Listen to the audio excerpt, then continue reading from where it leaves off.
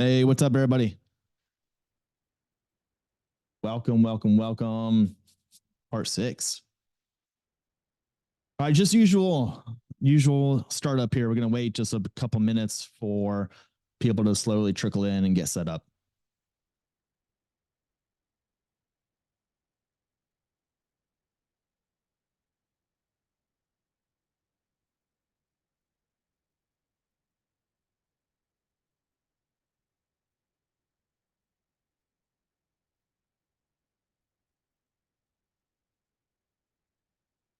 In the meantime, while we wait for more people to trickle in here, just make sure your environment is all set up, ready to rock and roll. Make sure you have some of the header files and stuff from part five, because we'll be working off of some of that code. If not, no worries. I believe in the SANS workshop on Discord, I think those files are still there because I don't think there was another workshop in between ours that used this channel. So let me check. Okay, yeah. So from part five, the files from part five, in case you don't have them, they are there in the SANS workshop channel, Discord.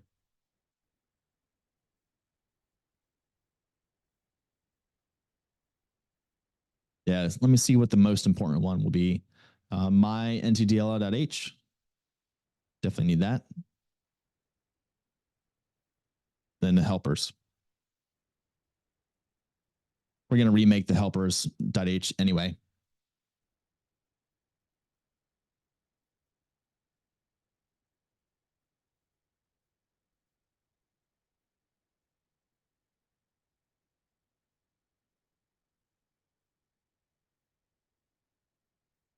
All right, one more minute. We'll go ahead and rock and roll.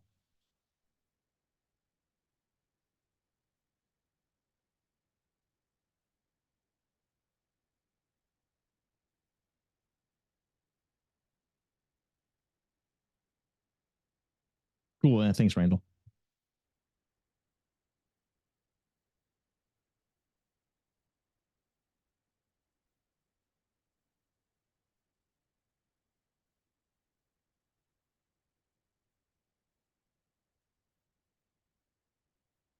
Sweet. All right, cool. We are 3 minutes past. So let's go ahead and just press on, shall we? And when people trickle in, cool. We'll go ahead and trickle in. Yeah, part six. So welcome everybody to part six. We are cruising right along and hopefully a 10-part series where we slowly are progressing deeper and deeper and deeper for Windows programming, introduction to C, all that type of stuff. So if you remember from part five, some of the stuff that we were working on then was how to enumerate over a linked list. And instead of going over and like making our own linked lists from scratch, I thought it was best to use a real world practical example that I had to, for a technique that I have to implement pretty much all the time, some of the tools that I create. And that is a feature to enumerate a list of loaded modules for a process. All right, so that's what we did in part five. So part six, what we're going to cover this time is we're going to keep going from that. So we're going to pick right up where part five left off with our enumeration of loaded modules. This time, what we're going to be implementing is once we have found a module of interest, we'll go ahead and start to parse the exported functions. And the only way we can really do that properly is to dive down into the PE headers, the anatomy of a PE file, okay, like executables and DLLs and such, okay? Those are all PE files. Okay, so that's what we're going to do for this part. And here's why that's practical for implant developers. If you want to call yourself a malware developer or whatever, that's fine. Maldev, implant dev. It's all the same in my book. All right, so here's why that's practical for this field. When you're crafting stuff that's going to be executing a shell code, right? Shell code that is independent of its position, meaning it has no idea where it is in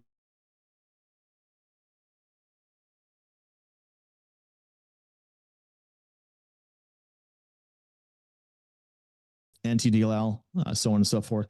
It can't just call any kind of random Win32 APIs, right? It has to be able to find it to be able to call those. So in order for shellcode to call Windows APIs, it has to go through and do one of the things we just did in part 5, and that is do enumeration over all of the loaded modules. Okay, then it can start to parse export address table. Cool. So for part 6, part of the registration, I believe I put in there that I wanted you to have a few tools at your disposal, because we're going to use some of those tools to go through and start parsing PE headers. All right, so WinDbg will be definitely very helpful for part 6, as well as some kind of PE Explorer program, something like what Pavel has made. He's written, I think, two or three different versions of like a PE Explorer utility. So I pulled down his most recent one, which is really cool. All right. So if you don't have that one, please go ahead and download some kind of PE Explorer utility. Because we'll go through and we'll dive into all these PE headers using a number of different tools. Okay. And then I'll show you at the same time what this looks like on the C side as we go ahead and keep on developing this kind of capability to parse export table.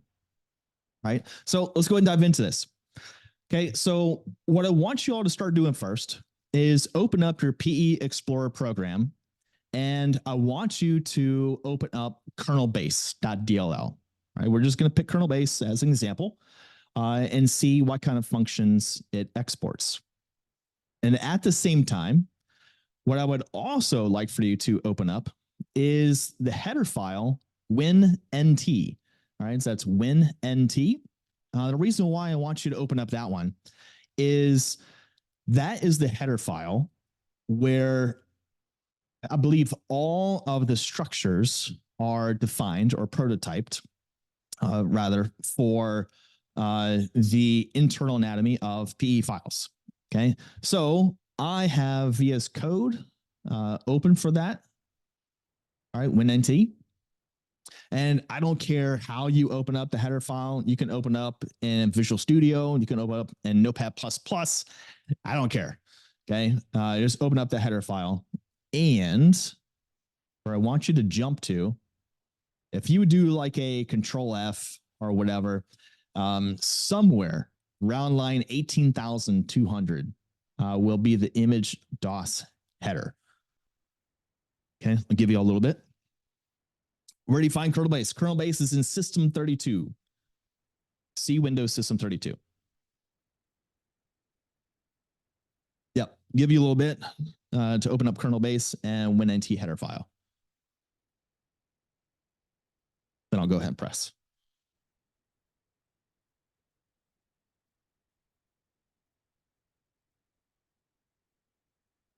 Sweet. Okay. All right.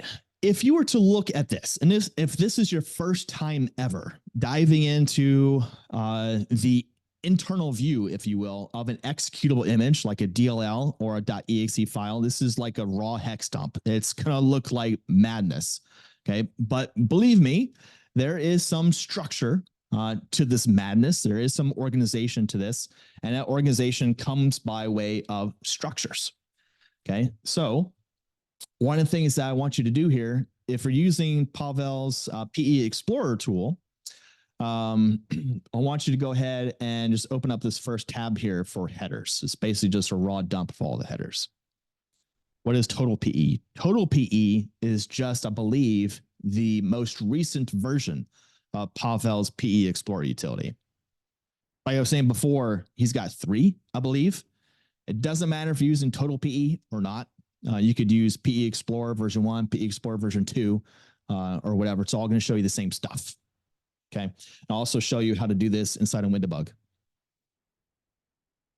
Okay. So I'm going to walk through this in 2 different ways before I show you this on the C side. All right. Before we actually get to coding. So kernel base. Right now I have this opened up straight from disk. Okay, so we're going to start off by looking at the PE headers straight from a file on disk. There are subtle differences that we'll need to pay attention to when we're trying to parse something that has been mapped into memory. Okay, it's all about alignment, where things are on disk versus how they're laid out inside of memory using pages of memory. Okay, so a couple of basic terminology. Okay, some basic terminology that we'll be using throughout this part, and that is going to be RVA, a relative virtual address. Think of that as a hard-coded offset from the base of something. So, for example, the base address, if you will, for kernel base.dll right here is just zeros, right? It's on disk, right? It doesn't have an actual address because it's not been mapped into memory. I'll show you what that looks like when we actually look at this in memory. So it is just offset 0, and the base right here, base address is just 0, right? It's on disk. Okay, and as you would go through all these different bytes, your RVA or your offset is going to increase as you go through and pulling different data out here.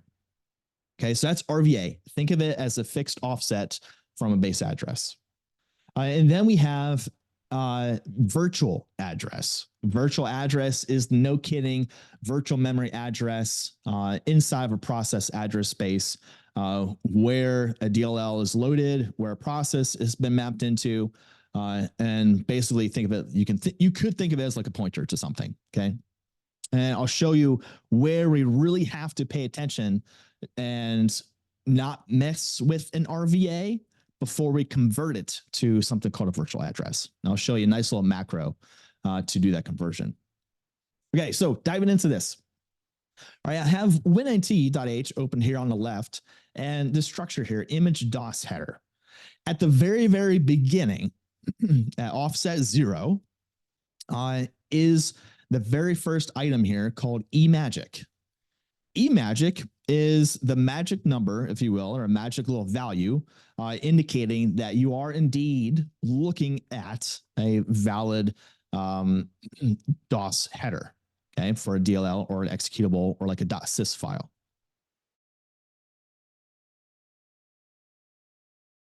.4d5a. And if you convert that to ASCII, that would be the initials MZ, Mark Zbikowski, one of the original DOS developers for DOS. And so his name is forever in infamy. So whenever you see MZ, you can think, oh, that's probably the start of a DOS header. Okay. Now what you can do is, let me get my, my little drawing utility out here so I can highlight some of these fields for you. Just a second. Okay, scratch that. It's not working. That's fine. Not a big deal. Here's what we'll do. I'll get this a little bit closer here. Okay, so the eMagic, you can see that it's of type word. Okay, so pop quiz. How many bytes is a word? How many bytes of space does a word occupy? Okay, think about it. If you want to put it in Discord in the workshop, feel free. Go ahead and do that. Okay, and also, if you're not familiar with the Windows data type word, you could do an F12 on this. And a lot of times, if you just hover over it, especially in Visual Studio, it'll go ahead and tell you that this is an unsigned short. There it goes. Yeah, unsigned short. Okay, so just 2 bytes. Okay, 2 bytes for a word. So I know that the eMagic is occupying 2 bytes. Okay, 4D5A. And then the next 2 bytes, the next word is right here. Okay, 9000. And you just go 2 bytes, 2 bytes in, 2 bytes, 2 bytes, 2 bytes, 2 bytes, 2 bytes, all that. Okay. The last little piece, I'm going to change this to say bytes per line will be 16. So I can see some of the ASCII here. There's MZ. All right. So the last piece of this structure is of type long. Okay, so long, all right, it's going to be 4 bytes, and that's LFNU. This is the address, the file address of the new header, right? The new header. A lot of people call that the NT header, okay? And we'll talk about that structure here in a second. So from image DOS header, the two most important fields, at least in my opinion, are eMagic and LFNU. LFNU is at the very, very, very, very last member of this structure. So what you could do is you can count up all of these.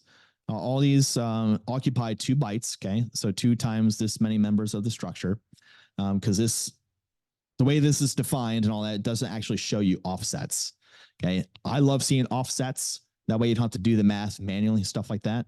Okay, it's kind of annoying. If you want to see offsets, one of my favorite places to go is inside WinDbg.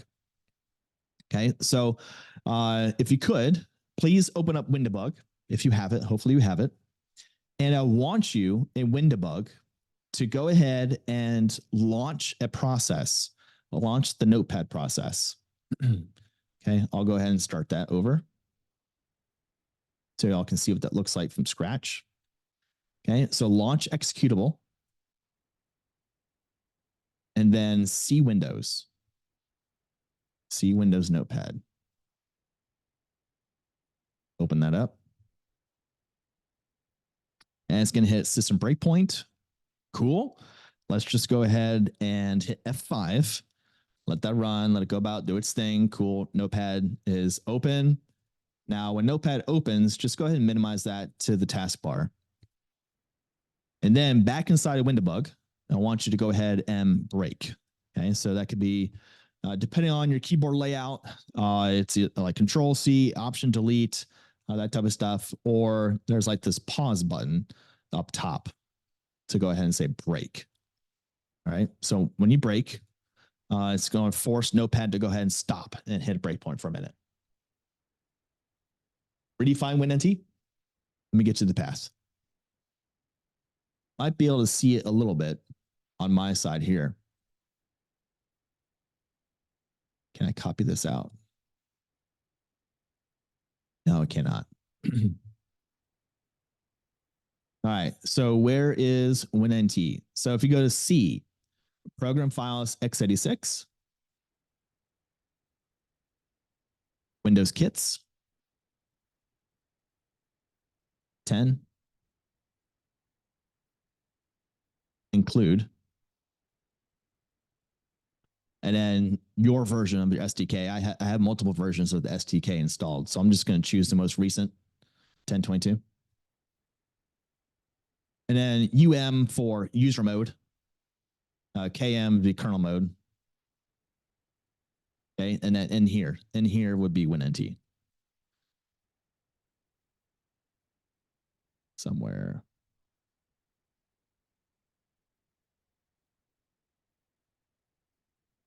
Yep, cool. Tons of header files. Yeah, that's where WinNT is. You find it, TPZ?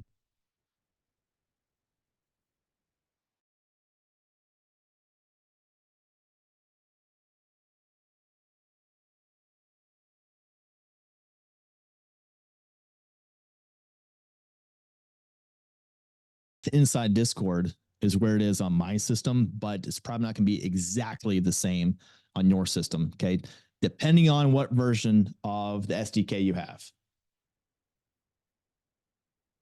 All right. Okay, so back inside WinDbg.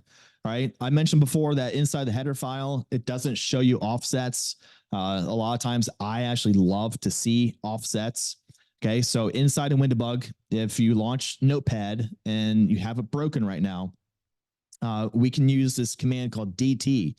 DT to display types will allow us to go ahead and specify like a symbol or a structure like image DOS header to explore all the members and the offsets from it and stuff like that. Okay, so what I'm going to do, because I don't like to type too much, and a lot of times my typing is very error prone. All right.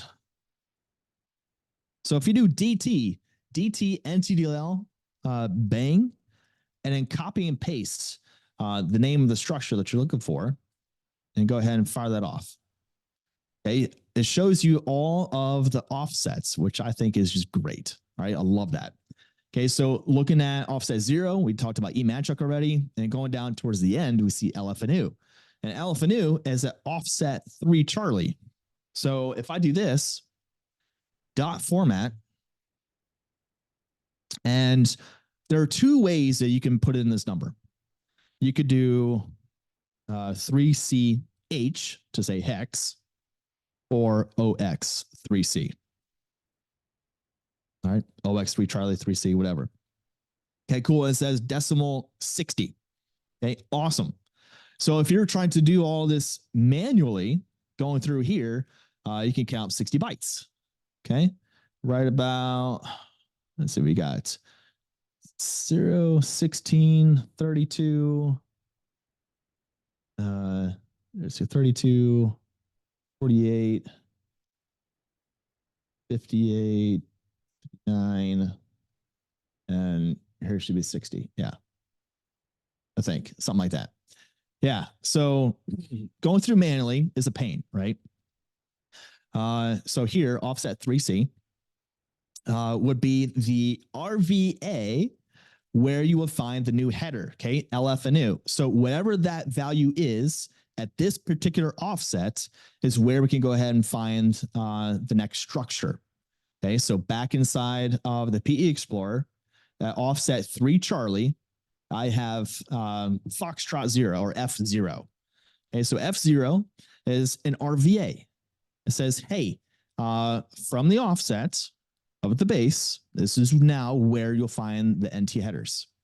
So you can follow that manually here in PE Explorer, and we see all these offsets here on the left, right? Not left, right, but left. Just, you see what I'm saying? So here we go. F0. F0 down here. This should be the starting of our new header, right? NT header. And we'll validate that is correct here in just a second. Cool. So inside of WinDbg, what you can do now is you can go ahead and say, hey, you know what? That's cool that you're showing me the DOS header, but I want to see the actual values. I want to see the values for all these structure members as they apply to kernel base. Okay, we're going to look at kernel base in memory and on disk. So how in the world in WinDbg do we find the base address of kernel base? Well, there's a nice little command called lm for list modules. So lm, you can run that one. And you have a glorious listing of all the modules, to include Notepad itself, that have been loaded into the Notepad process. All right. Now, if you wanted to, you could sort these by module name instead of by address. So lm space sm to sort module. And there you go. You have a sort by the name. So kernel base is here. All right. If you want to, you can click on kernel base and it'll give you some pretty good detailed information about this particular header file. All right. Cool. Cool. Sweet. One of the things that I like to do whenever I'm inside of WinDbg is I like to highlight certain addresses, right? Certain addresses that are important to me. Maybe it's the base address of a structure or something like that I'm trying to track. So I find that pretty valuable. So here's how you highlight something.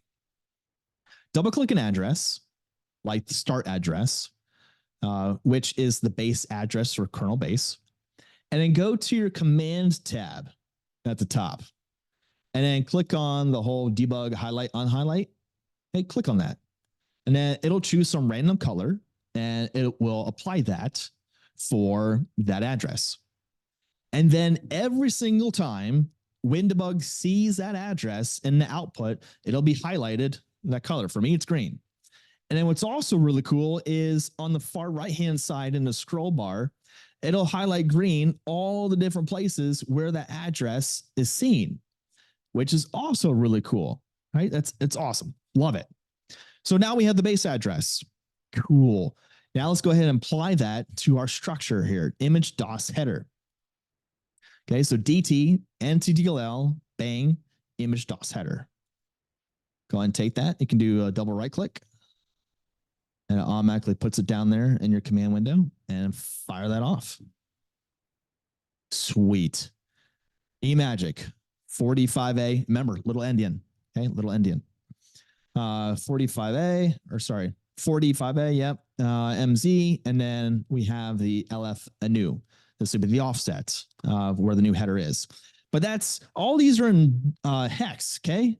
So 240, what is that? What is that in hex? Well, dot format, 0N 240. Fire that off. Okay, it says hex F0. Let's validate F0 inside of PE Explorer.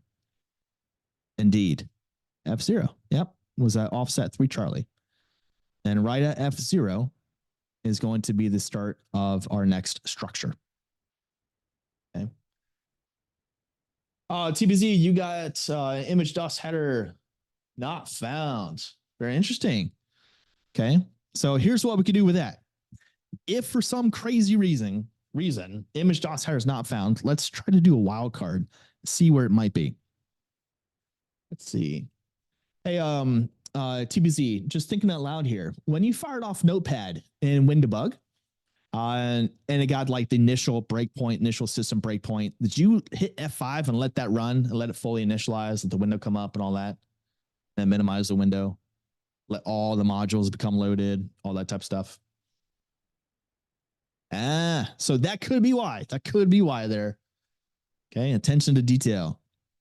Yeah, so please let Notepad fully initialize itself, load other dependency modules, stuff like that. Let the Notepad window show up and then minimize the window. Come back into WinDebug, break, then go ahead and type that out.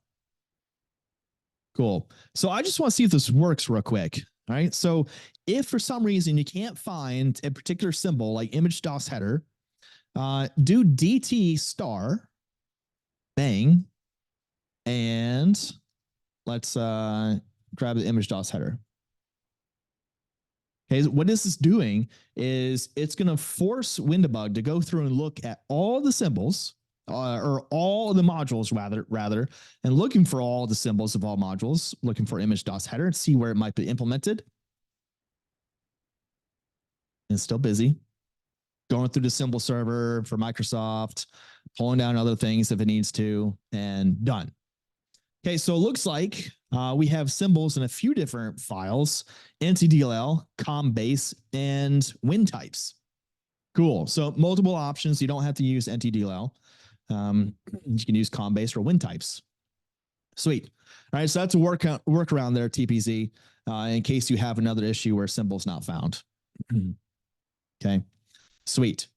So now, what in the world comes next? Okay, the next structure that we're going to mess around with is going to be the NT header. You forgot, you got a typo there.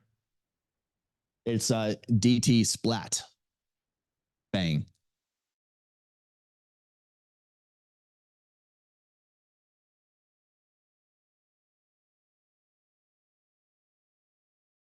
And then image DOS header. That'll work for you. Yeah, give it a go. Let me know. Okay, so up next is the NT header. We can go ahead and look inside of winnt.h. Keep on scrolling down.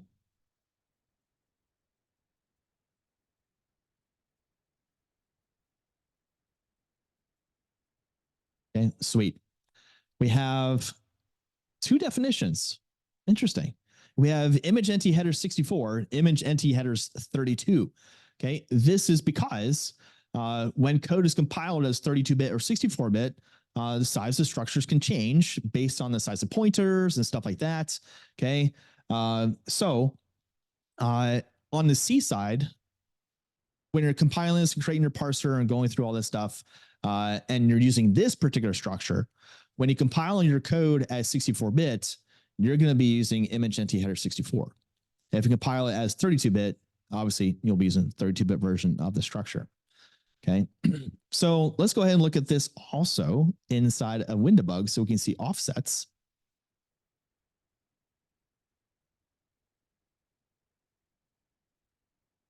Let's just go with the basic one and see what happens. I'm going to try NTDLL. I don't want to do a full search. So DT, NTDLL, bang, image NT headers. Okay, not found. Let's try 64. Okay, cool. Just need to be a little bit more specific there.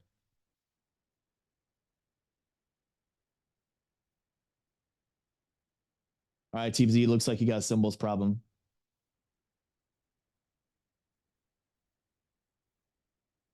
Let's see real quick. File, settings, debug settings. This is supposed to be a default entry. Let me copy and paste this.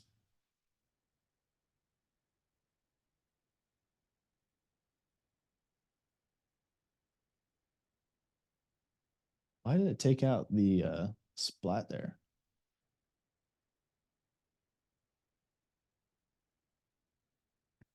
Okay, so edit it. So a lot of times WinDebug will have at least one of those entries. Okay, that way it can go ahead and pull down symbols from the symbol server. Downstream store, not a valid store. Yeah, that's fine. Go ahead and enter that first one in there, which is basically just getting rid of the downstream store. Don't worry about C symbols.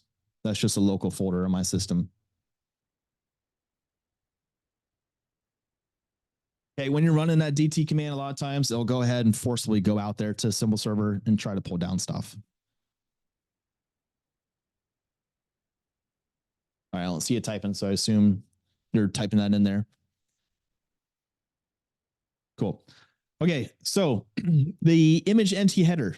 Okay, you can see we have three members here. Offset 0 will be the signature. Okay, it's a type double word. And then we have the image file header and then the image optional header, which is not optional for executable files and DLLs. It's actually required. So sometimes Windows, Microsoft, not so great in naming conventions. But in any case, it's not optional by any means. Okay, it's going to be required. It's going to be present. Okay, so what we can do here is we can take a look at what the signature is for this particular header. And then follow this inside of PE Explorer and also see if we can get WinDebug to go ahead and dump this out for us too. It's alive. I'm assuming that means you're good to go. That's my assumption there. Cool. All right, so inside of PE Explorer, this is where we are, that offset F0 from the base. And we see, let's look at the double word signature. So we're dealing with 4 bytes now. Okay, so we have PE followed by 2 null bytes. So PE null null will be the signature. And then next, right after that, that offset 4 is our file header. Okay, I forget the size of the file header, but in any case, it's about this many bytes ish. Something like that. Let's see. Yeah. Okay. All right. It's not that huge. Probably right there. All right. So that'd be the image file header. And then right after that is going to be the optional header. Okay. So let's go ahead and use WinDebug to go ahead and get it to fill in these values here for each one of these structure members. Okay, so how do we do that? How do we do that manually inside WinDebug? Okay, so here's how we do that. We know that offset 3 Charlie, 3C, was the RVA for the new header, right? We converted decimal 240 to hex, and we got F0. Cool. Now that this thing is in memory, though, this is just an RVA. And we need to convert this RVA to a no kidding virtual address so we can go ahead and go to that point inside of kernel base. So here's how I like to do that. I like to use the question mark. Okay, so the question mark, we'll go ahead and do some math operations for us. So if you in WinDebug type in kernel base, that's just going to know it's a placeholder for the base address for that particular module. Now I'm going to say plus 0x F0. Okay, boom. There you go. There is your virtual address. Okay, I highlighted it, or I asked Windowbug to highlight it for me. It's this ugly mustard kind of color. Okay, cool. So every time the pointer for the image entity headers is seen, it'll be this nasty mustard yellow. Right, some gray poupon. Sweet.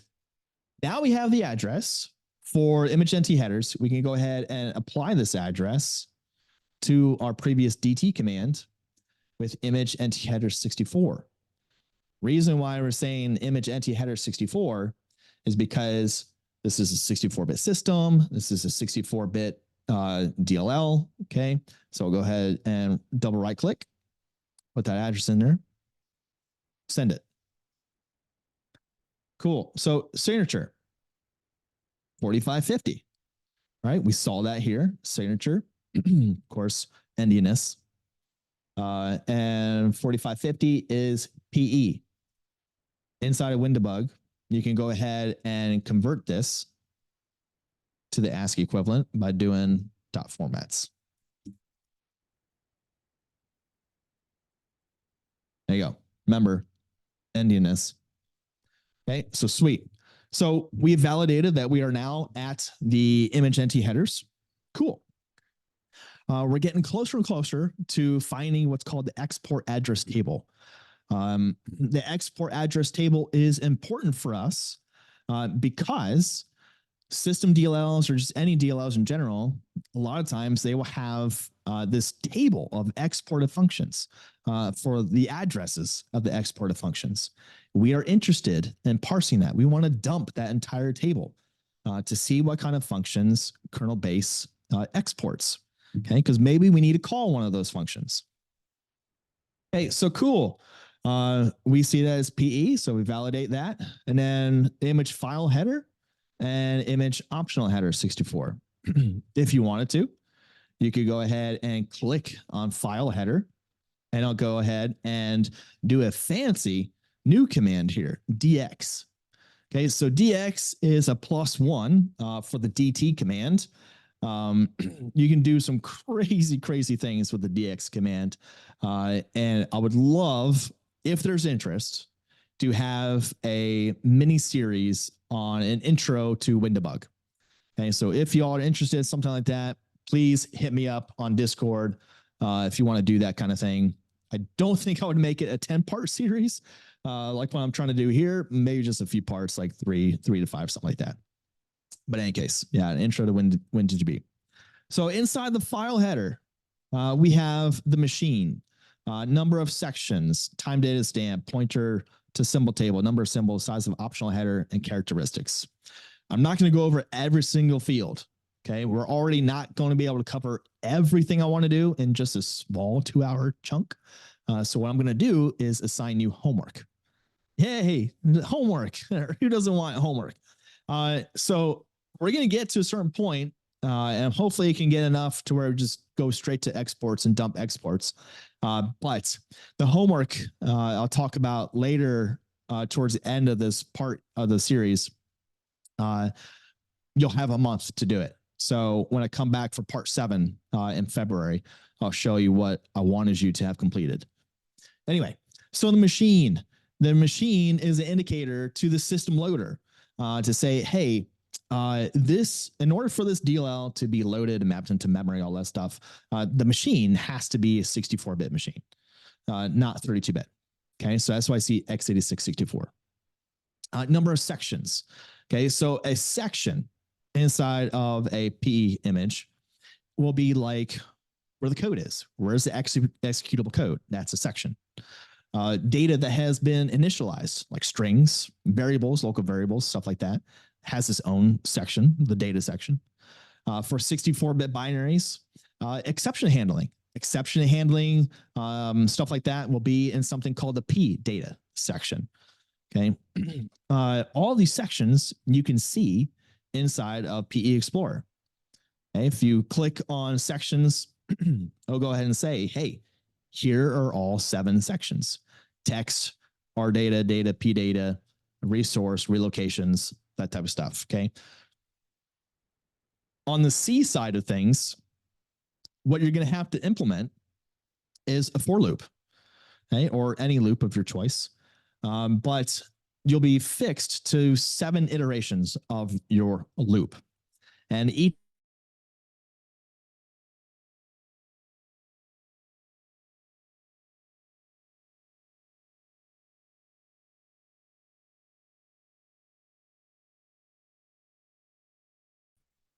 we also have the size of the optional header.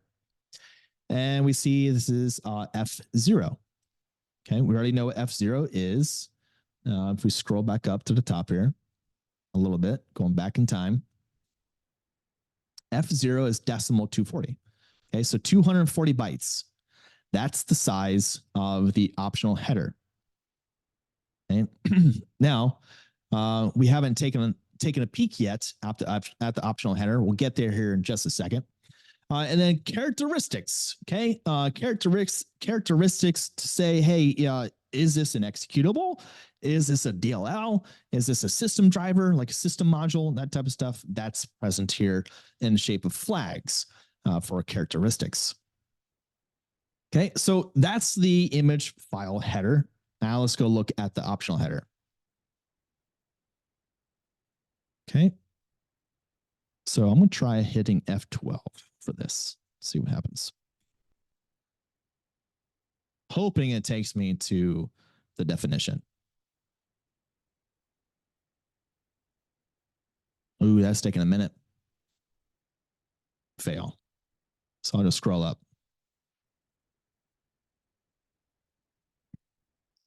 Image ROM. Shop. Here we go. Cool. So around, at least on my version, around 18,396, or sorry, 18,407 is my image optional header. So inside the optional header, all right, you see all the various fields here and some different sizes, okay, bytes, words, double words, so on and so forth. But let's pick apart just a couple of these fields that I think are important. And while we're doing that, at the same time, inside of WinDbg, I'll click on optional header. So we can see the offsets. All right, up first, we have magic. The magic. Don't think of this as the same kind of magic byte or magic signature that we saw for DOS and PE, meaning MZ or PE that screams, hey, this is the start of the structure. Magic here is an indication of the architecture, if you will, of this binary.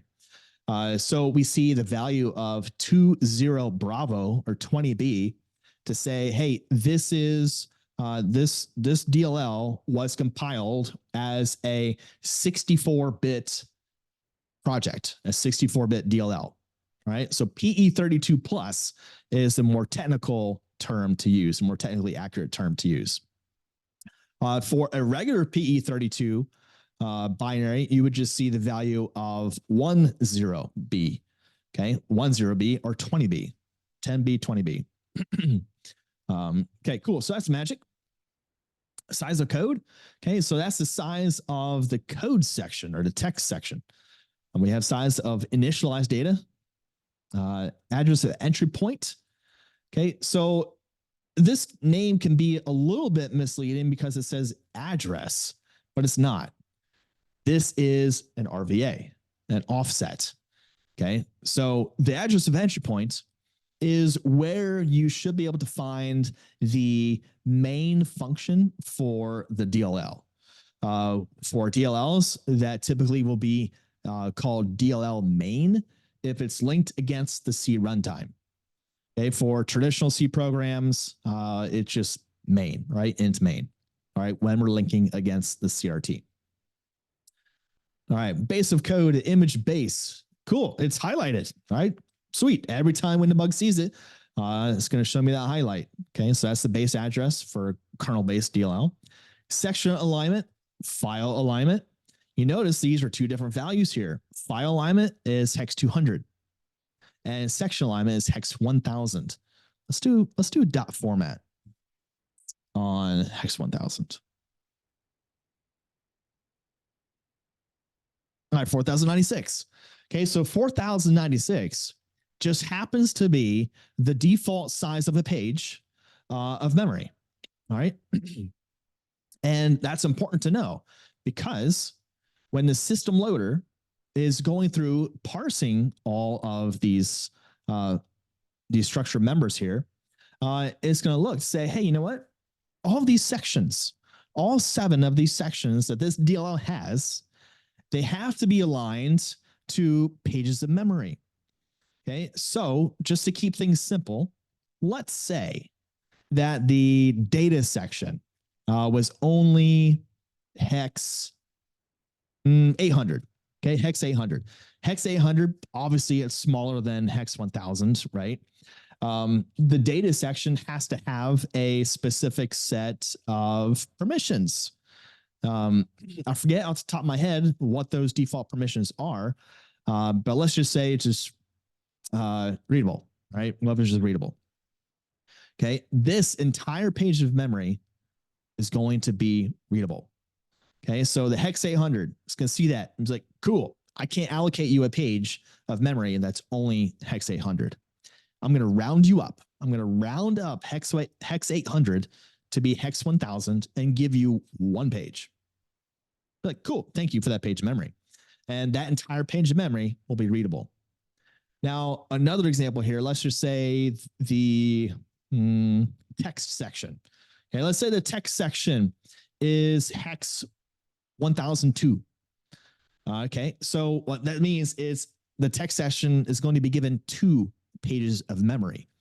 And if the text section has the permissions of readable and execute, read, execute, then both of those pages of memory will be RX. Okay. I could dive so much deeper into that. If you want to dive deeper into that, let me know. But we can't do that anymore. Killing time. All right. Major version, minor version, size of image, blah, blah, blah, blah. DLL characteristics. Okay. So DLL characteristics, quick note on this here, is not specific to DLLs. This is also going to be a field for executables, okay, .exes. What's going to be present here, this is just a combination of different flags to say what compile time mitigations am I going to be participating with. So am I going to be participating in NX compatibility? Think DEP, data execution prevention, ASLR. So like address space layout randomization, being able to rebase, that type of stuff, those kind of mitigations. Are they participating in those or not? Size of stack reserve and size of stack commit. The same for the heap, loader flags, number of RVA and sizes. And then finally, we have something called the data directory of type image data directory. Cool. What in the world is this image data directory? Okay, let's scroll down. Inside of winnt.h, scroll down to the last member here. And let me scroll to the right a little bit. Data directory here, we see this macro or this pound define image number of directory entries. You could very easily just hard code the number 16, but earlier parts of the series, I mentioned I hate using magic numbers. I hate seeing magic numbers in code. You're like, why does 16? What does that even mean? Right. So this is nice. All right. So image number of directory entries. I have to say, hey, there are going to be in this array 16 entries. And every single entry inside of this array is going to be of type image data directory. Well, what the hell is that? So you can do Control F and try to find image data directory. You go up. Maybe it's before. Sweet. So there it is inside a header file. I'm going to copy that one and let's do a DT.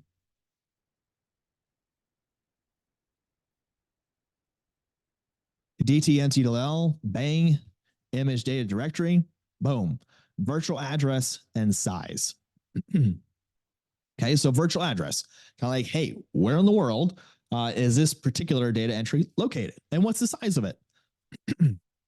Excuse me.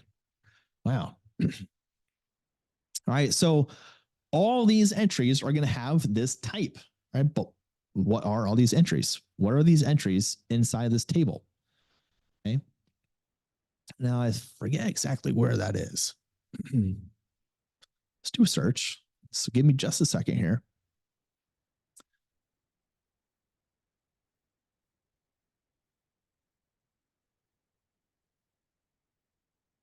Cool. So I just did a search on export, and we have a pound definer here, around 18,584.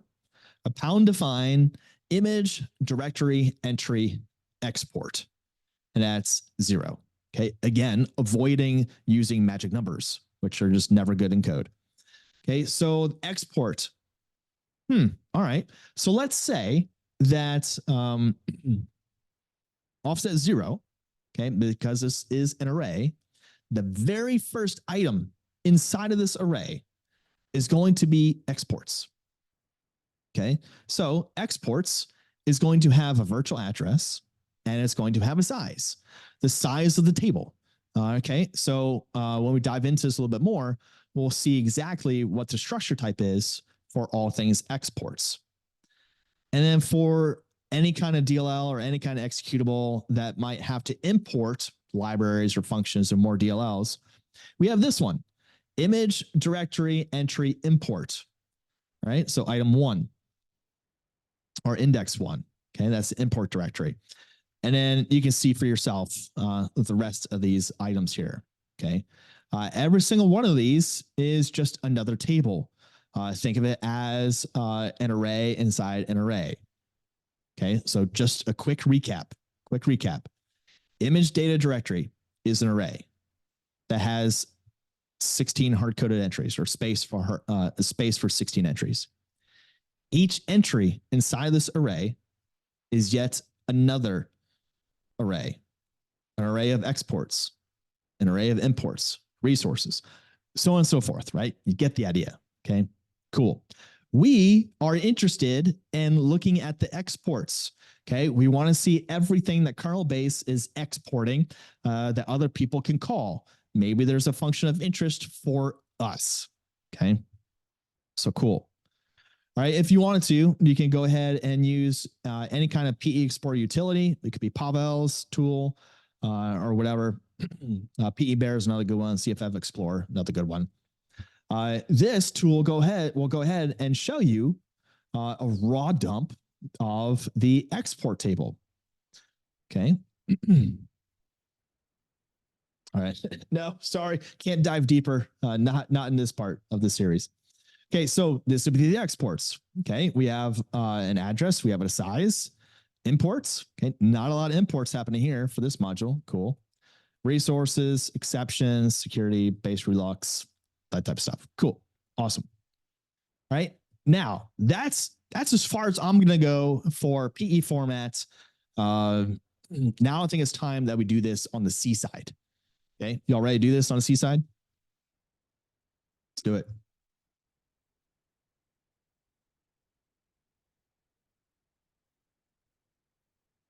Nice little teaser for hopefully Security 770 at some point. Sweet. All right. Yeah, let's do this thing.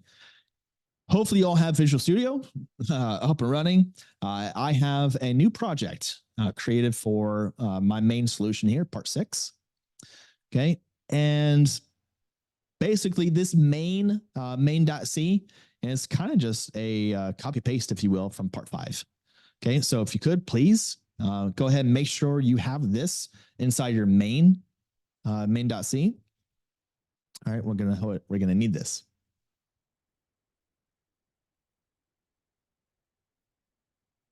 Cool. Give you all a little bit, make sure everybody's good.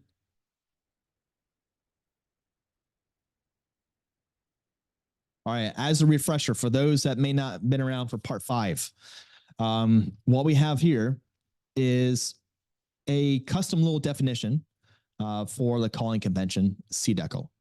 Okay, cool, because that's how main is supposed to be. And then I have this little pragma intrinsic statement. Just because in part 5, we use this one, read GS keyword, to grab a pointer to the web. All right. And we did this bang, or not bang, we did a hashtag pound error in case you tried to compile this in x86 configuration. All right. Because we're not going to use the 32-bit version of this intrinsic. Okay. And then the general format that we've been doing for our main function inside the main function body here is we initialize last error to say error success, and then we just go ahead and immediately return that one. Okay, everything we do is going to be inside of this. Okay, so sweet. So including windows.h, gotta have it, and helpers.h from part 5, also from part 4. Okay, and I'll show you helpers.h. Okay, you don't need this, right? You don't need those errors, right? That's just me messing around with some custom errors. Okay, inside helpers.h, including Windows, standard.io, int safe, image help, and then my ntdll.h. Okay, again, my ntdll is coming from part 5.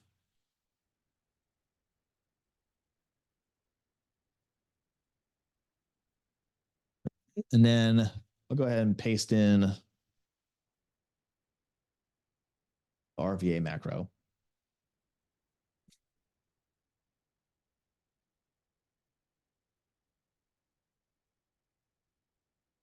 Cool.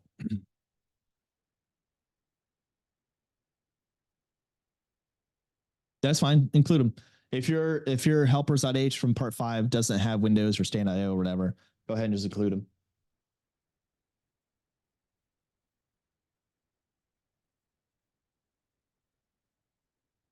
Yep. So shortcut you could quite literally take helpers.h from part 5 and copy and paste it into your part 6 project folder and add in some more header files. You'll have to add in these, I'd imagine, at a minimum. And of course, you'll need my ntdll.h, which we pulled from x64 debug GitHub repo. Okay, cool.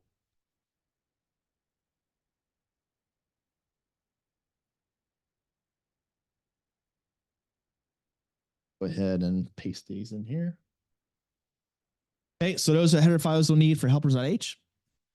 And then this one here, define RVA to VA. Let me explain this while you guys are typing this out. RVA to VA is, remember how I was saying that there are certain values that we will be parsing inside a PE file that are just simply more offsets of where to find the next structure or the next piece of information. And I said, that's great when the file is on disk, but when we get to that thing in memory, which is why I wanted to show you WinDebug at the same time, you'll have to convert that offset to a no kidding virtual address. In WinDebug, we did that with the question mark, okay, with the base address of that particular module. Add the two together, boom, the result is a virtual address. What I've done is a little bit different from other RVA to VA macros is I added a type into this. The type is just a nice way to do type casting. And you'll see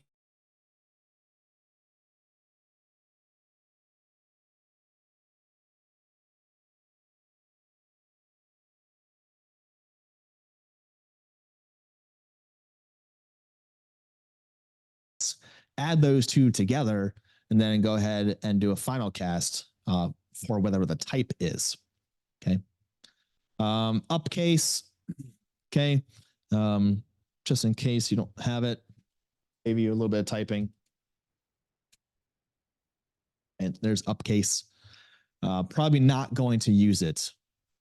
All these other structures and macros are coming from part 5. Okay. Randall pinned some of those header files already inside Discord. Audio cut out. The back. Hello, hello. Y'all hear me?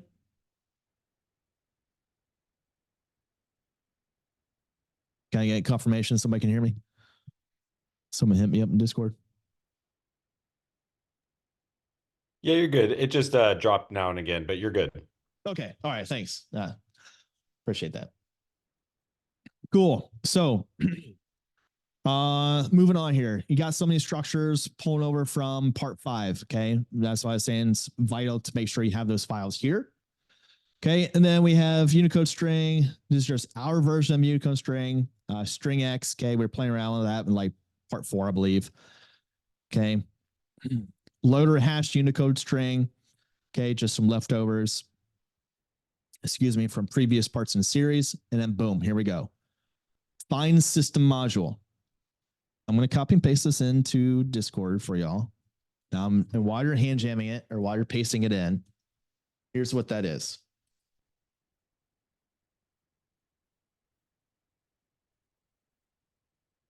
All right, there it is in Discord. Okay, so find system module.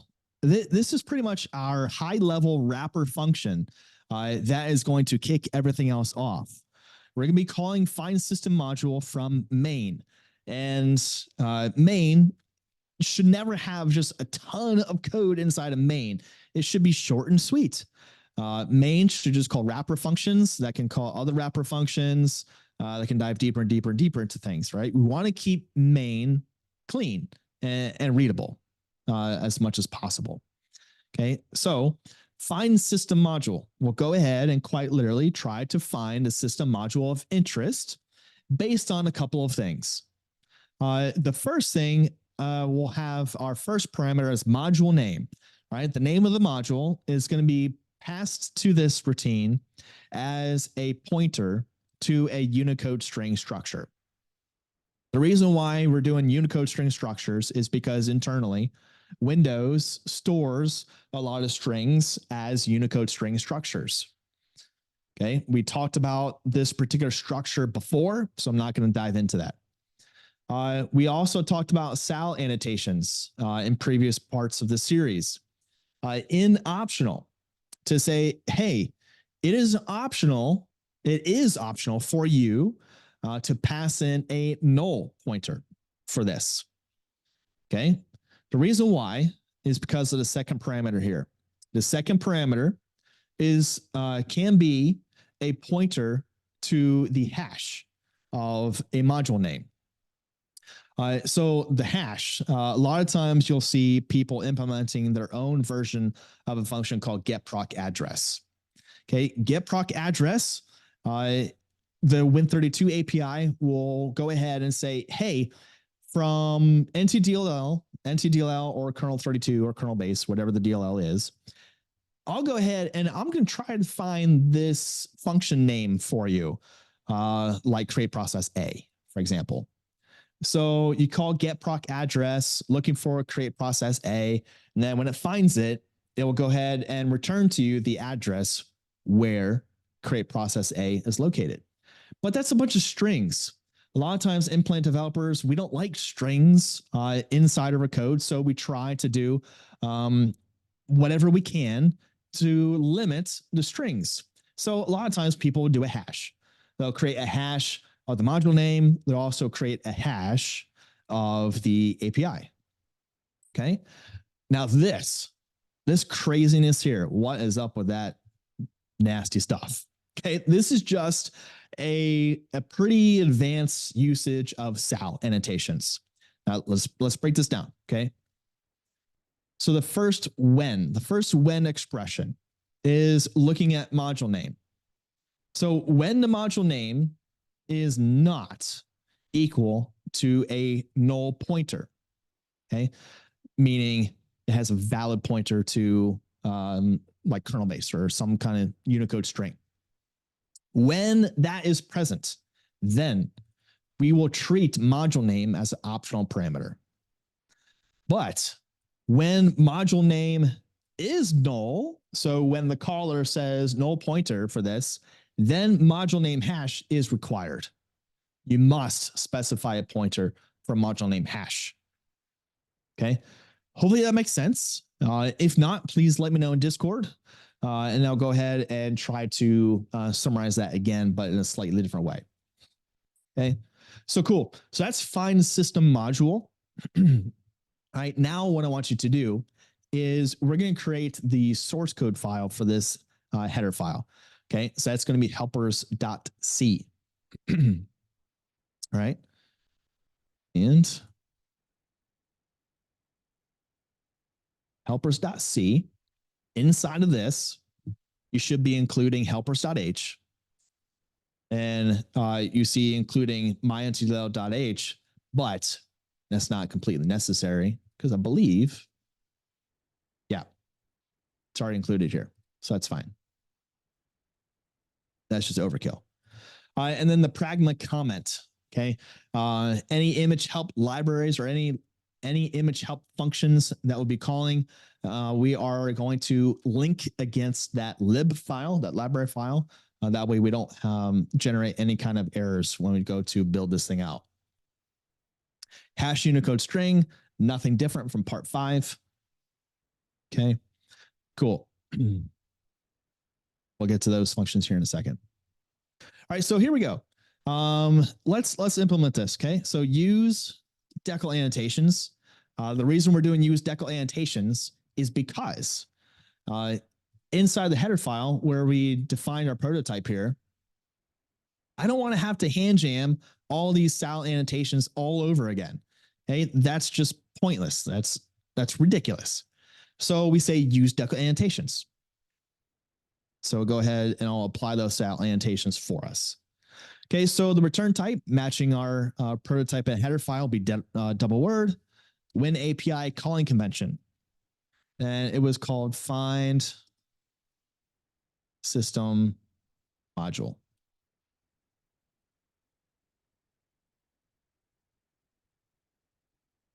All right, and then we had 2 arguments, right? We had a constant to a P Unicode string. Name it whatever you want. Module name. And then we also had a constant to a pointer to a ulong for the module name hash. Okay, cool. So what I like to do at this point is, because we're returning a double word, I'm going to go ahead and initialize last error. So I say double word last error equals error success. And return down a few lines, and we're just going to return that. Sweet. Cool. So a few other things that this function is going to have to do. We're going to have to find the pointer to the PEB. We're going to have to start converting the base address for the system module to an image DOS header. We got to find the system module, right? Figure out where in the world it's loaded, and then we have to start parsing the header files. Okay, so find system module is going to kick off some of those functions. Okay, let's go ahead and define a few more variables here that we'll use here. So because we're dealing with 2 parameters, and either one can be optionally a null pointer, we'll want to make sure that we're checking for that type of stuff. So one of the things we can do is create a Boolean variable. I'm going to say b hash only false. So if hash only, if we set that to true, then that's going to say that the hash name, the hash of the name was provided, and there's nothing to look for here. Okay. The next thing I want to create is a variable to store. I guess we'll need a variable to store the base address of the module. We can just call it module base. So pvoid module base. And we will initialize that to null. Okay, null pointer. Sweet. Make sure I'm not missing anything in Discord. Awesome. Discord looks good. Now, we need to go ahead and do a check for our parameters coming in, right? Especially that first one. The first one we dictated was optional. So because it can be a null pointer, we don't want to do anything crazy like dereference a null pointer. Bad things can happen, right? You're going to crash your program. So let's implement a check for that.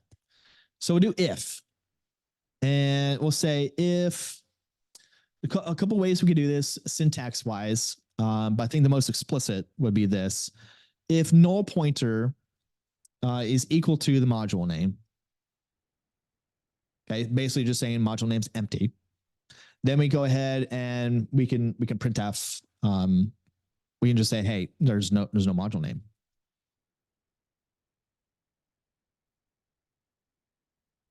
No module name provided. Okay. Now, something else that you can do that helps me anyway when I do debugging and stuff like that. I love printf debugging to a point. That way I can narrow down where I need to look at something inside of WinDebug. Okay, so printf debugging, here's how it can help me sometimes. Do a %s and then a colon %d. And here's the arguments coming into that. So we'll do a double underscore function. There you go. That's a placeholder for the name of the function, which is find system module. And then a double underscore line. Cool, for the line number. Okay, so every time this would fire off, it should print find system module, colon, and then the line number. It should be 64. Okay, so cool. All right, so we did a little check to see if the module name is present or not. And then what we should do is we should go ahead and do a check to see if the hash has been provided. So I'm just going to do that inside this this if statement here. Okay. Now I'm doing it because of the way we created our sal annotations. Okay. So if module name is optionally a null pointer, well, that means module name hash has to be there, right? Based on the sal annotations. But it's up to us in code to validate that. So we'll just be explicit here and say, basically, is module name a null pointer or not? Module name hash. Okay, so if module name hash is not present either, then we'll go ahead and I'm going to copy and paste this printf line.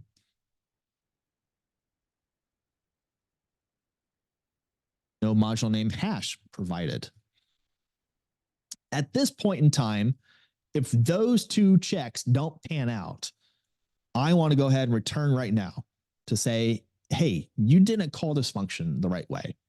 And for the time being, we're going to go ahead and return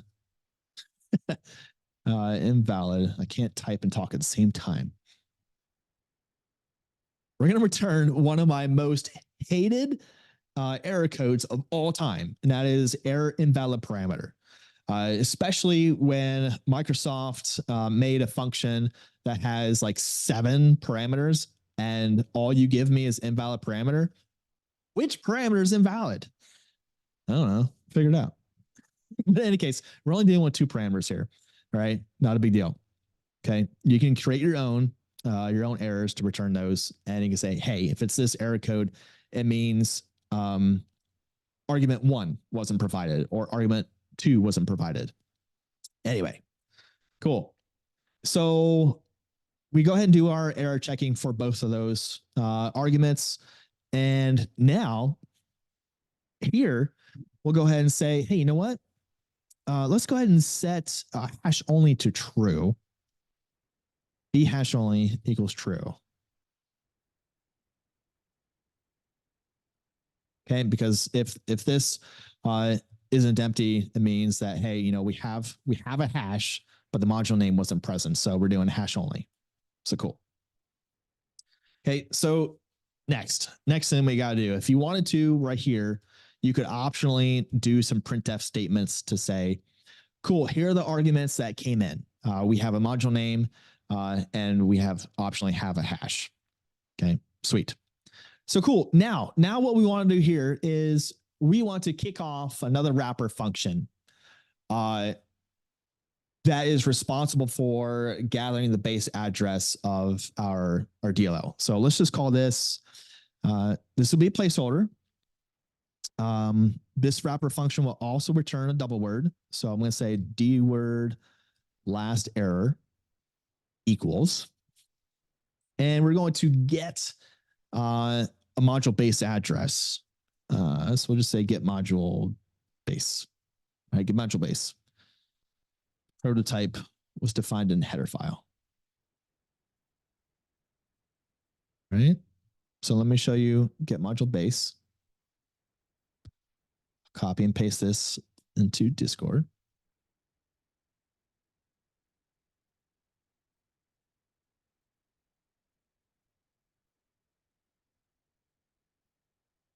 All right, so get module base. Here's what we're doing here. We're saying, give me the name of the module or the hash. Okay, it could be null pointer. And then if it's hash only, we'll set this flag here. And then out parameter. I am returning via a parameter, a pointer to the base address. So we say out p void star module base. Okay. So cool. Now what we have to do is we have to go ahead and implement this particular function. Okay. And then just for my own tracking back here, we're going to say, so yeah, we're getting the module base. Now we're going to start parsing PE headers. Okay. Right here. All right. So this could be the DOS header. We'll have to parse that. Probably like NT file.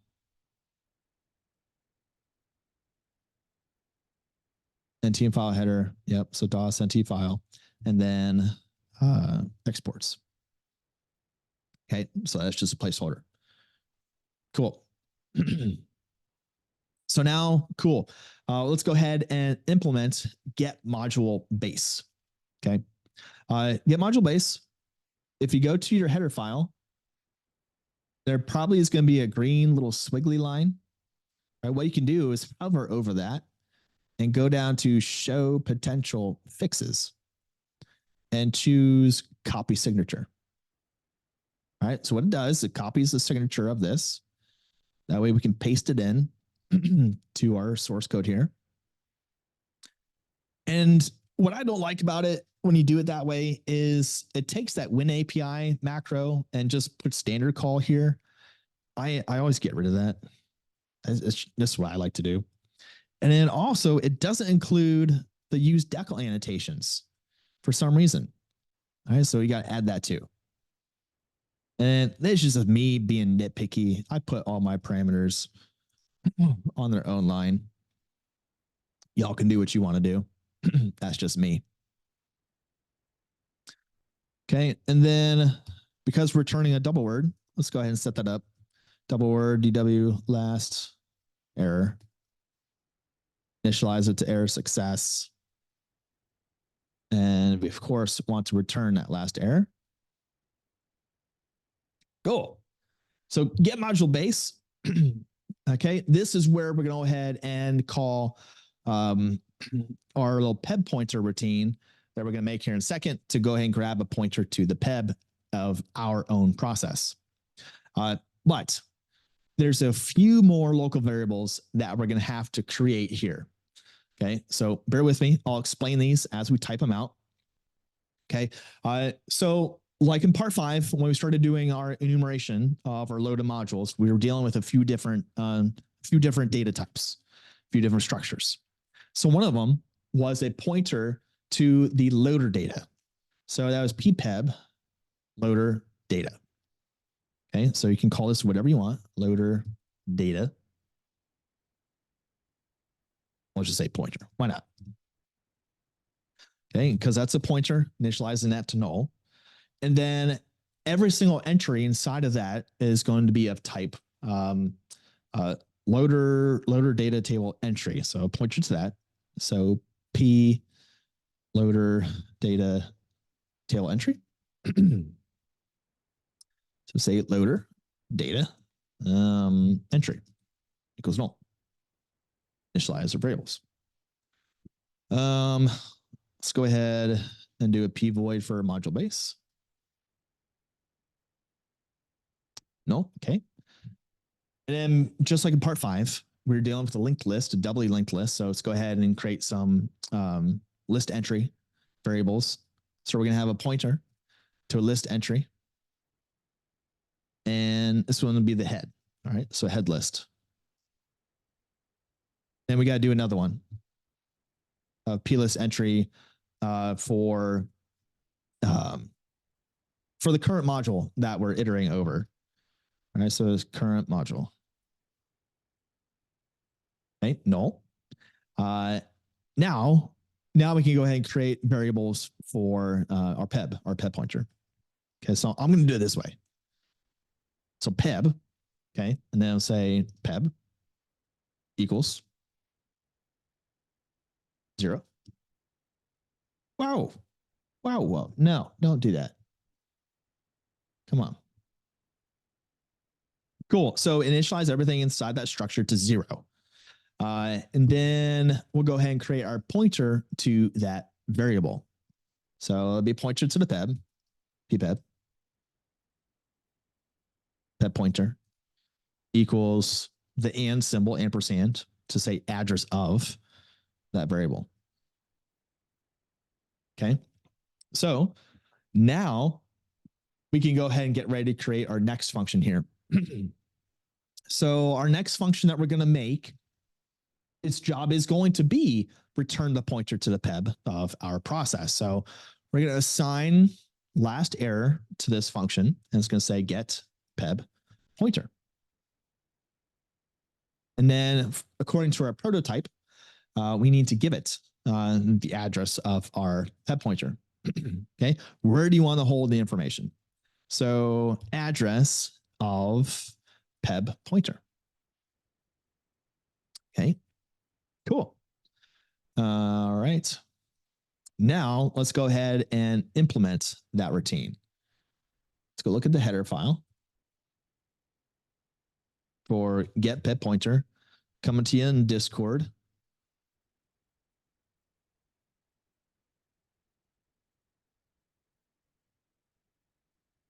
Okay, there's your prototype. And we have an out parameter to say ppeb star peb pointer. And we're saying must inspect result here for a lot of these to say, hey, whoever is calling these functions, if they don't check the return value, then I want you to go ahead and kind of give a little highlight or give like a warning when they go to compile the code to say, hey, you didn't check the return value from this function. It might be a good idea to do that. Okay, cool. Anywho. All right. So let's implement our get peb pointer.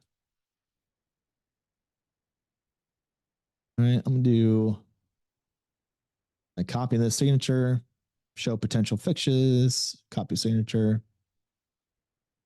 paste it in, change that to WinAPI, use decal annotations. If your IntelliSense window ever goes away, like it did for me, just do Control space bar to go ahead and get that back.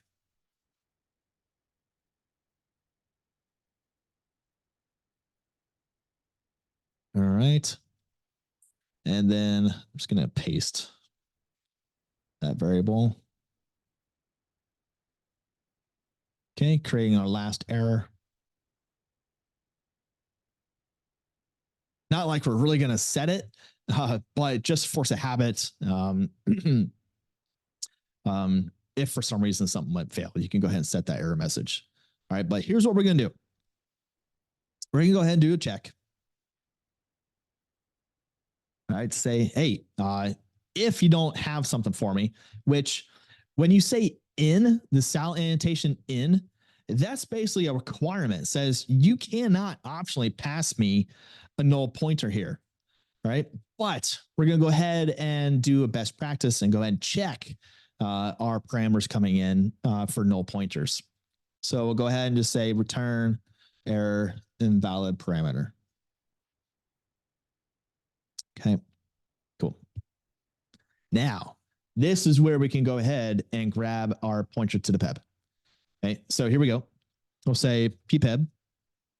So ppeb pointer equals ppeb. So here we go. We can use the compiler intrinsic function that we used last time. I'm going to say read GS keyword. Right? Q. Okay, so Q, so quad word from the GS segment register. And just like in part 5, we're going to make this very readable. We're going to say field offset. And we're going to be accessing the field from the TEB structure. So we'll say TEB. Process, environment, block.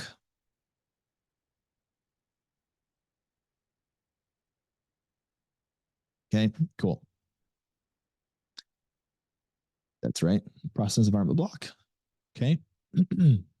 And now that we have our pointer to the peb, we can go ahead and set this variable here to this. So what we'll do is we'll come in and dereference that. So peb pointer equals the result we just got. Okay, so cool. So you go ahead and save that. Okay, so all we did right there is said, hey, we'll go ahead and dereference our pointer for this parameter here and assign it our pointer to the peb. Okay, sweet. You can go ahead and minimize that. Cool. So now back inside of Get Module Base. Just like from part 5, now we have a pointer to the peb. We can go ahead and enter our critical section and grab that loader lock. Okay, so let's go ahead and do that. If you wanted to, you can optionally do an error check here. All right, just for sake of time, I'm going to skip it. Yeah, I know. Bad practice, bad practice. Do as I say, not as I do. All right, so enter critical section. We'll go ahead and access our peb pointer and do loader lock. Then we have to do the opposite. Okay, we're going to have to leave our critical section. Same thing. I'm just going to copy and paste it. Cool. So now we have our critical section. We enter it, we leave it. Cool. In between, now we'll go ahead and start parsing that linked list. All right, just like from part 5, start filling out our variables here. So loader data pointer.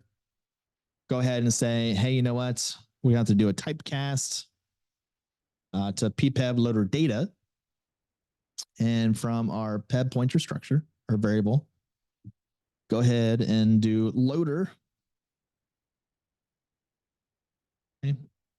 Sweet. Everybody's good on Discord. Awesome. Now we have that. We can go ahead and start enumerating our doubly linked lists. So go ahead and grab the head list.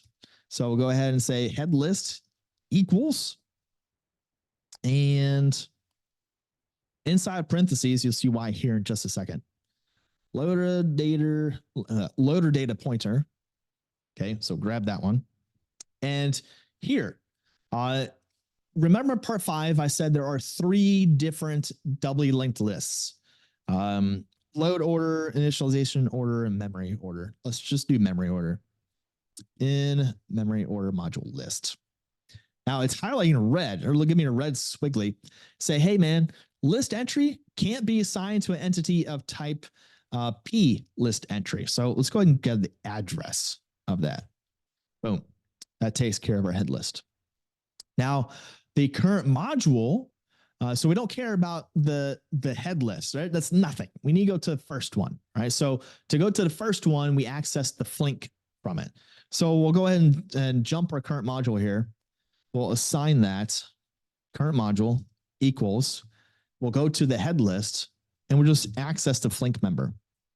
Okay, so boom, we went ahead and moved one entry in the linked list. Now we can go ahead and do our while loop, just like we did in part 5, where we say, hey, as long as the current module does not equal the head list, let's keep doing things. Okay, so current module, as long as you don't equal head list, let's go ahead and keep looping. So what we're going to be looping over is all these data entries. So inside of this, what I want to do is I want to access a very specific record. So to do that, we'll use the containing record macro, which I think is very handy to use. I use it all the time. It's gorgeous. It's just gorgeous. Anyway, all right. So current module satisfies the first little parameter there, and then the type. This is loader data table entry.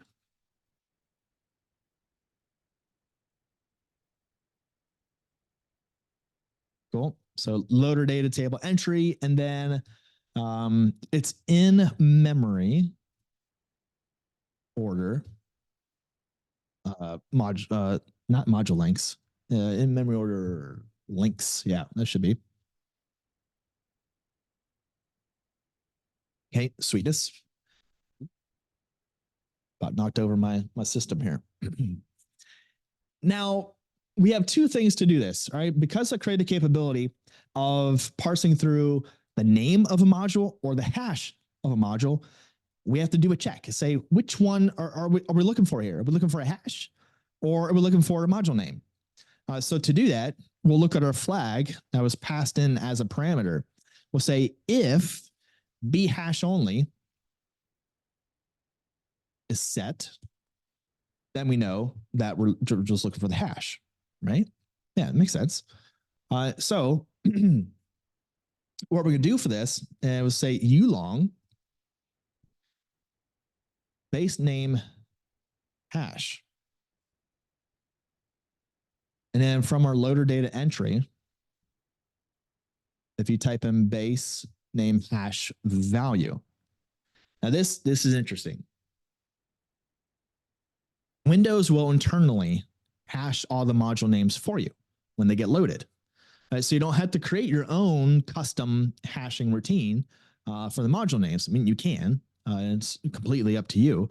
But Windows already has a hash link or like a hash table, if you will, of all the hashes for all the modules. And in the structure, it has a base name hash value too. Okay, so we can go ahead and do that. If you do a little bit of lightweight reverse engineering, you'll figure out the actual mechanism or APIs that are being used to create that hash. Okay, so cool. What I want to do now is now we have the hash of the current module that we're looping over. Well, it's time to compare. Okay, so to do that, we're just going to compare memory. All right, so RTL compare memory is what we're going to use. So size T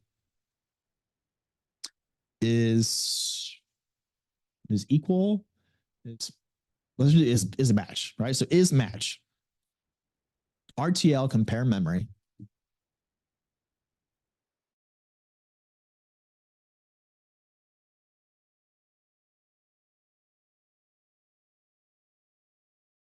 It's a source one. Why don't we just go ahead and give it the base name hash? So base name hash, the address of that variable. And then because module name hash is coming as a pointer, we should be fine to just go ahead and say module name hash. That'd be good there. And then the length. So like how many bytes do we want to compare? These are all just 4 bytes, right? It's a ulong. So size of ulong. Okay, sweet. Now I have to do a little check. Say, hey, if we do indeed have a match, so we'll say size of, there's multiple ways to do this. This might not be the best way, but it is a way. So if we have a match, right? So RTL compare memory is going to return to you the number of bytes that match. So we got 4, right? 4 and 4 which should be a match of the name that we're looking for. Now we can go ahead and start to parse like all the stuff. We could do a bunch of printfs. Okay, so what we can do here with this is,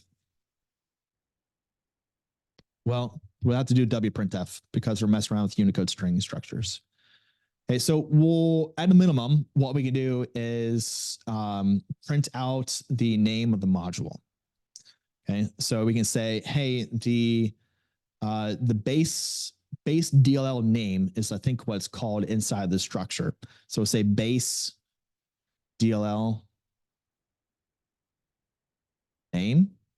Okay, I'll just do a colon and a space, colon space, and then I'll go ahead and do a new line. Okay, and then I'll try to make this a little bit pretty. So let's see, 1, 2, 3, 4. And I'll do a backslash and 4 equal signs and a greater than sign. Okay, and then I'll do, so in earlier parts of the series, we talked about how to use printf with Unicode string structures. So that is %W uppercase Z, okay, for Unicode string structures. Then a new line. All right, now what we do is we can come in and access a loader data entry to go ahead and pull the base DLL name. Okay, cool. Now what I also want to printf real quick will be the hash of it. 1, 2, 3, 4. And I'm just going to copy what we did before. A backslash, 4 equal signs, and an arrow. And let's do the hash. Let's do the hash and the address. Let's do address first. So we'll say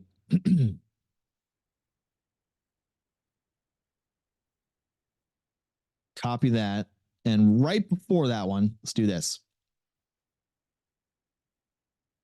Base address. Okay. And then here, we'll say loader data entry DLL base. Okay. And then I'm going to copy those two printfs because we're going to print out the hash. Say hash value. And coming in here, control space just to get the menu up again, and it's base name hash value. Okay, cool. All right, so we just do a bunch of printfs. Awesome, just printing out the information if we get a match. Now we'll go ahead and say our module base. I name that. Yeah, just module base. Okay, so module base equals loader data entry, excuse me, DLL base. And we go ahead and break. We break because we have a match. We match the two hashes. Sweet. Okay, next.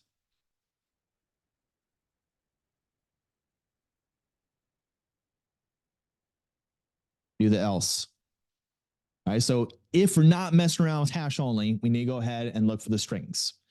Okay, so now we'll go ahead and say, don't you need some magic next to your, oh, yeah. Yep, good call there. Keep me honest. Yeah, so the base address. Because it's a pointer, we could do this, 0x%p. Can do that. And for the hash value, it's unsigned long, but I want to see it in hex. So we'll do 0x percent 08x. Right, that should be good. Okay, yeah, that should be good. Thank you there, TPZ. Okay, so at this point in time, we're now going to be parsing the actual names, not hashes. Okay, so we'll say, hey, Unicode string, excuse me, base name is equal to the loader data entry base DLL name. And we'll say, we're gonna get ready to do a comparison here. So we got to catch that result. Int is match. So an int can hold a negative value too. And then we're going to choose to use a case insensitive comparison for wide strings. So that's WCS, I, CMP. Yeah, there it is. WCSI CMP. Okay, so wide character strings, insensitive, compare. We need 2 pointers. Okay, so the first pointer, when you say base name, and then we'll come in and grab the buffer. Right, the buffer, the Unicode string structure is where the actual name is, the value of it.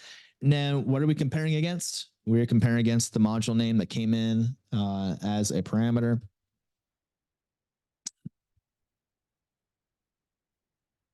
Cool. Probably want a new line after %p, %oax. I thought I had it. It's not there. Spot on. Someone's got some attention to detail. Nice. There we go. Got the new lines up there. Okay, so cool. We got a case comparison, our insensitive comparison. And then we'll say, just like we did for the hash, we're doing a check to see if we're actually good. So we're looking for a 0 to be returned to us. So if a 0 is match,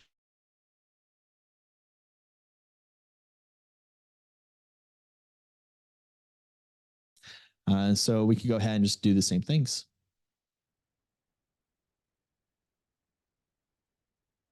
Grab that and paste that in here. Okay, we'll just dump out the same thing: base DLNA name, base address, and hash value. Sign a module base and make sure we break out. Now, before we get out of this loop altogether, we have to update our current module. Okay, so the current module, again, is just a representation of where we are in our linked lists of modules. So we'll come in and say loader data entry. Excuse me, my goodness. Sorry, nope, that's not going to work. It's the current module. Yeah, current module. Flank. Yeah, that's right. Sweet. Okay, so there's our loop, right? We checked 2 things. We checked the hash and we're checking names. Now we can go ahead and leave the critical section, but we're not done yet. We'll have to do a little check here before we assign our variables for the return. We'll say, hey, if we actually have a module base, like if it's not null, then we'll go ahead and let's see. You know what? We're going to have a little collision here. My parameter coming in is named module base, but I also have module base as a local variable. Let's not do that. For the module based local variable, put a lowercase p in front of that. Okay, so now I got to go through. Need to go through and look. Where did I use that? P. Okay. I think I captured everything there. Give me a second.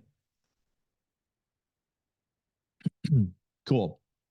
So if we have a address here and p module base, then we'll come into our actual parameter module base, dereference that, and we will go ahead and assign that to the pointer of whatever's in module base. Else, let's do the deref against our parameter module base. And let's set it to null. Just in case, for whatever reason, we can't find a match. Like, hey, your local module is not there. So we're not going to find it in the linked list. So let's return something still. Instead of a legit address, we'll go ahead and return no pointer. Okay, that should be good.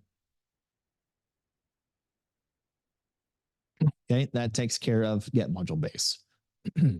Excuse me.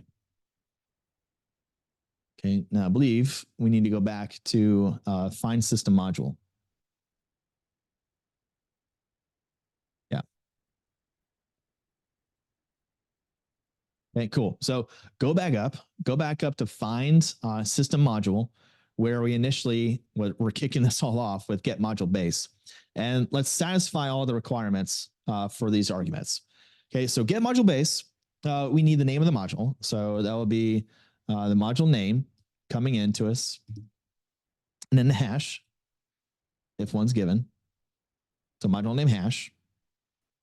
And then the flag. Yeah, the constant Boolean for B hash only. So say B hash only.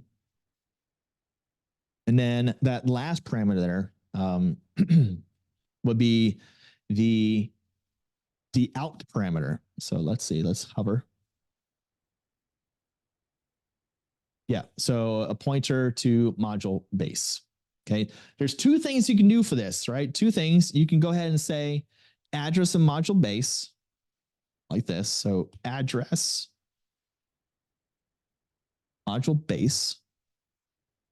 Or a lot of times I see this being handy is by creating a bunch of global variables. All right, so global variables could be way up top up here. And we're going to create some here in just a second. Okay. Global variables are nice because every single function that you create will be able to access these global variables. A lot of times they can be tricky. They can introduce problems, stuff like that, yada, yada, yada. But guess what? We can go ahead and use some. All right, we'll create some here in just a second. Okay, so come back down here. All right, now the reminder we gave to ourselves of what we have to do next. So we had to start parsing the P here. So what I want to do for that one is we're going to create a function called get DOS header. All right, so get DOS header is we're going to take one parameter and it's going to be the base address. So I'm going to say module base.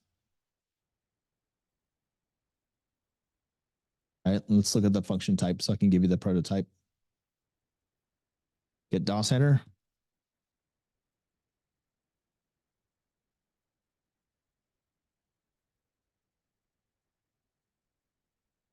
Okay, there you go. There's a prototype for your header file. We have one parameter. It's required.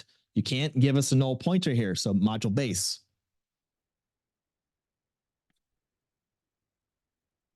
Okay, I'm going to come in and come on. Try something different. I'm going to copy that whole thing. Come down here after my pep pointer. I'll start implementing this. Get rid of the style annotation. You don't need it because we're going to use decal annotations. Sweet.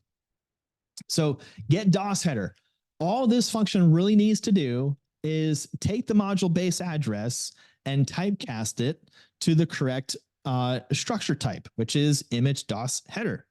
Okay, we already went through this two different ways in PE Explorer, inside WinDbg, and also just manually by staring at the WinNT header file, by all this stuff and the structures that are in the image DOS header. Okay, so let's go ahead and inside this one, let's go ahead and take our module base and go ahead and do the typecast.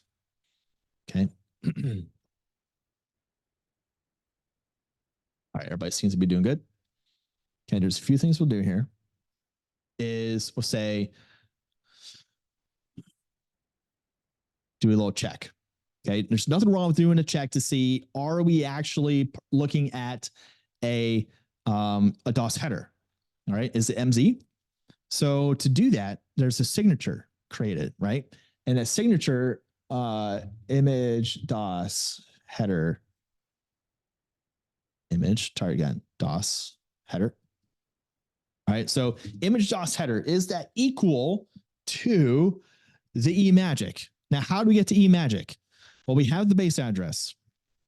And what we'll do is we'll say module base, we'll take that.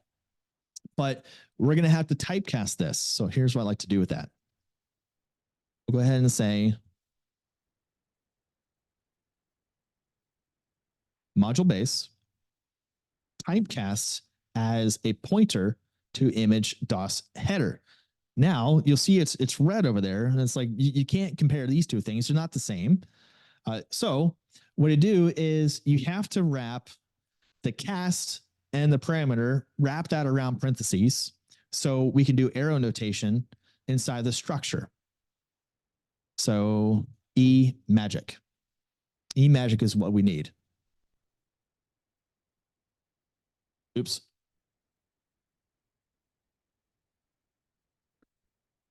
Oop.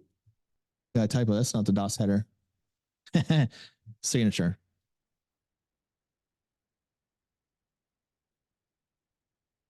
There we go. That's good there. Image DOS signature. Okay. We're looking for MZ. MZ. Printf. If it doesn't match, we'll go ahead and say, I don't know, not a valid PE file. Yes.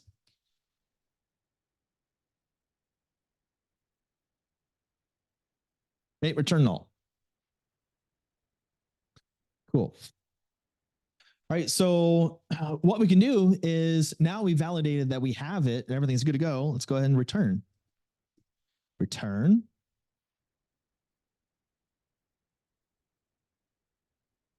Image DOS header module base. Okay, boom. Now, one thing is kind of cool. I want to try and capture a couple things at the same time here.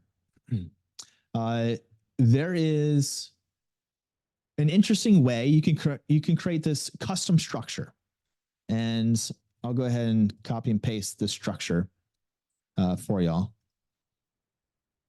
This custom structure, sometimes, to me anyway, is very handy because later on, let's say you want to create some kind of feature to where you are going to store all of the loaded modules and all the modules PE information inside of your own little linked list. Okay, so to do that, you'll use this structure here, and I'm pasting it to Discord here. Give me a second.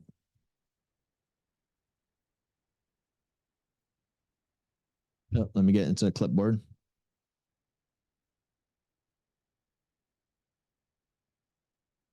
There we go. That's PE info. Okay, so PE info, I'm going to put it in my helpers.c as well.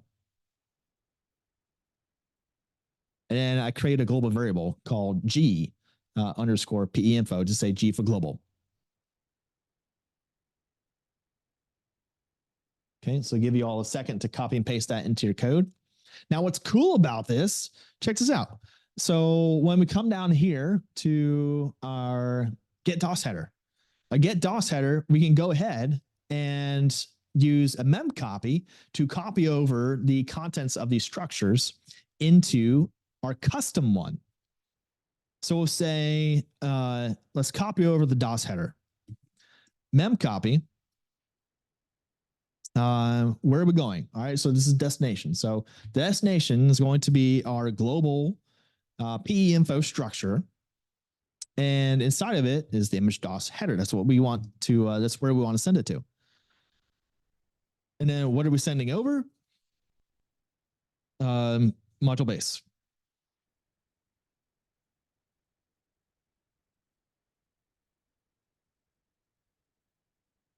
Okay, that's the pointer, that's the address of where the information is going to come from, right? The source of it.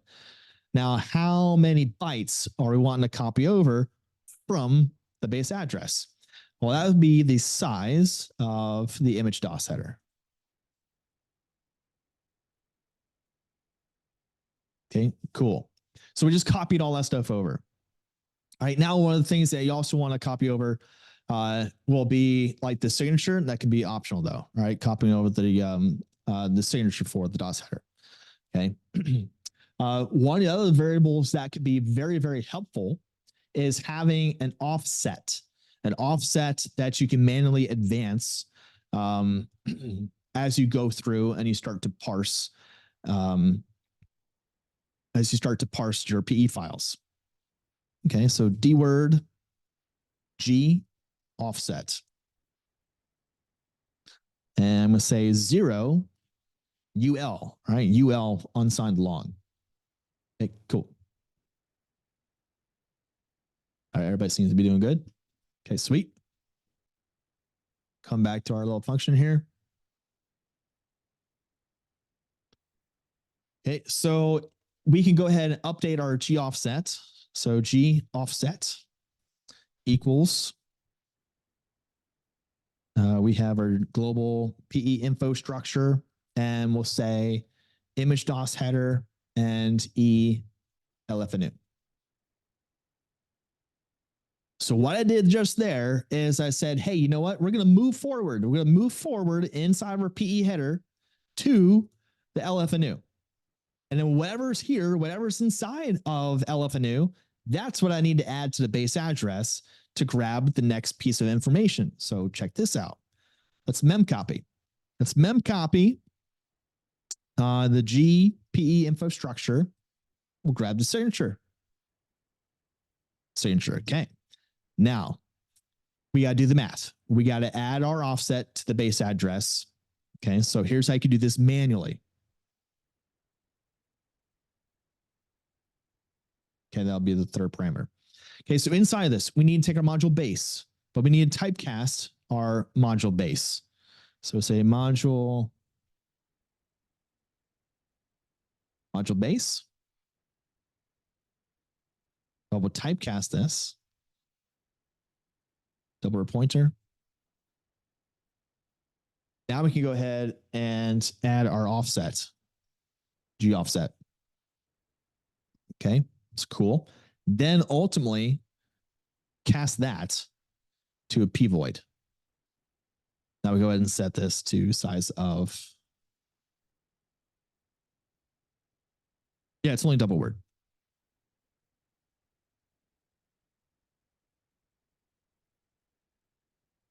Okay, so we'll grab that signature, and now we'll go ahead and further update our offset, our global offset, to plus equal size of double word. Okay, again, that's just manually updating our offset to go ahead and say, let's jump into NT headers. Okay, that's where we're going next.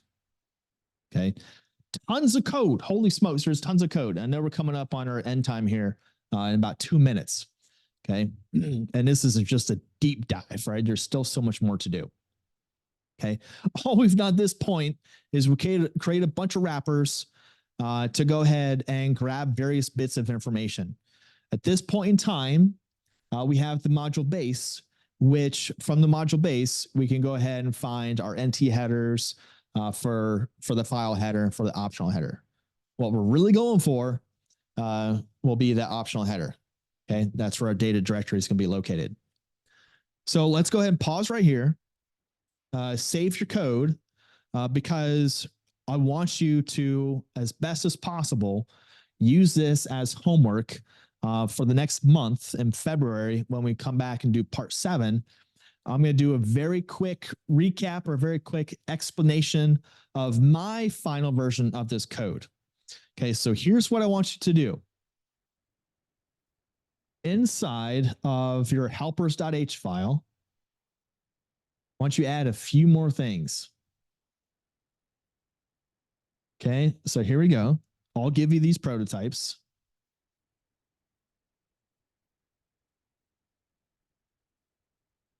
Okay, so coming at you in Discord.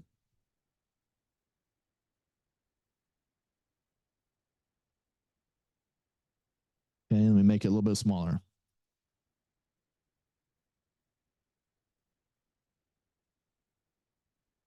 Okay, there you go. I want you to try your best to complete those functions. Get NT header, get file header, get data directory. Is it 64-bit or not? Get exports. Okay, that's the prize right there. Get exports. And then create an equivalent of like dump exports to go ahead and dump all the exports. Okay, that's what we're kind of going for there. Okay, and if you have questions throughout the space between the part 6 and part 7, please hit me up in Discord, send me a DM, or jump over to the course Discord server that I made. Invite link is still out there. Be more than happy to chat with y'all about part 6. Okay. All right, y'all. Thank you so much for your patience and for joining me for part 6 as we start to tear apart the PE header.